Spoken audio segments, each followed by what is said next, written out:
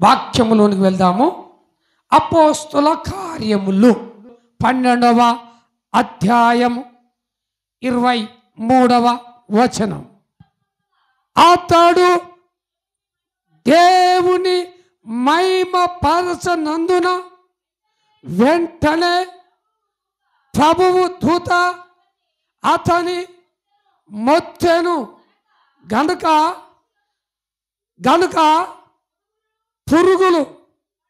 పురుగులు పడి ప్రాణము విడిచెను.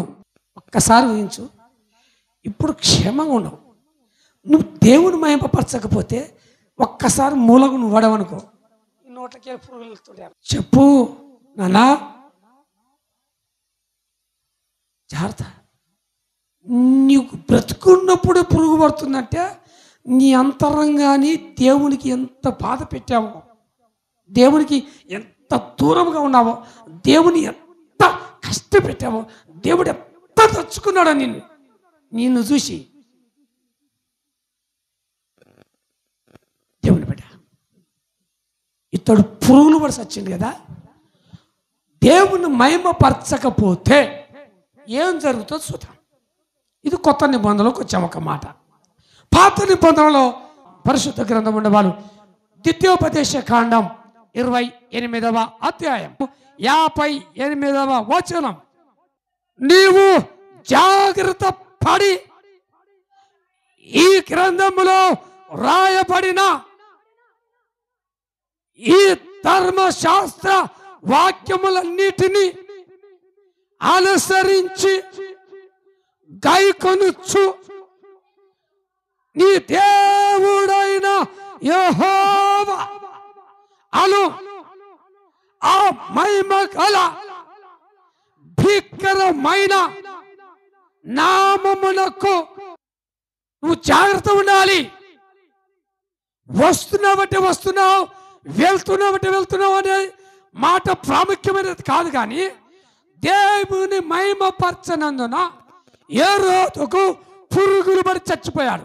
అయితే ఇక్కడ దేవుని నువ్వు మహిమపరచకపోతే, దేవుని యందు భయభక్తులు కలిగి జీవించకపోతే, భీకరమైన నామానికి లోబడకపోతే, ఆయన సన్నిధిలో ఆయన వాక్యాన్ని అనుసరించకపోతే, ఆయన వాక్యములో నువ్వు నిలవకపోతే, గైకొనొచ్చు అంటే ప్రతి మాట అవలంబించాలి.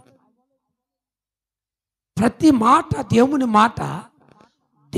మాట వజ్రాల మూట. దేవుని వాక్యం ప్రతి మాటకు ఒక్కొక్క రోజు నీకు అవసరం పెరుగుతుంది వింటే. హల్లెలూయా.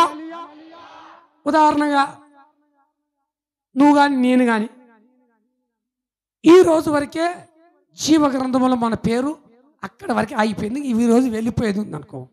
ఒకవేళ దేవుని వాక్యము నిష్ఠ కలిగి అనుసరించి గైకొంటే దేవుడు నీ ఆయుస్సుని పొడిగిస్తాడు. ఇక్కడ నువ్వు జాగ్రత్తగా బ్రతకాలి.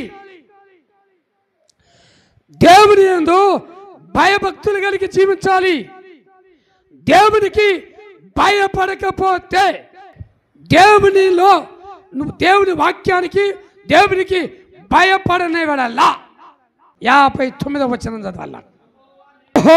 నీకును నీ సంతతికి ఆశ్చర్యమైన తెగులను కలగజేయును. అవి దీర్ఘ కాలముండు గొప్ప తెగులను చెడ్డ రోగములను వండును. బాగినండి. దేవునికి భయపడని వెడల, దేవుని ఆరాధించకపోతే, దేవుని సన్నిధిలో నువ్వు నిలకడగా నిలవకపోతే ఏమొస్తాయంట? యెహోవా నీకు నీ సంతతికి ఏం చేస్తాడంట?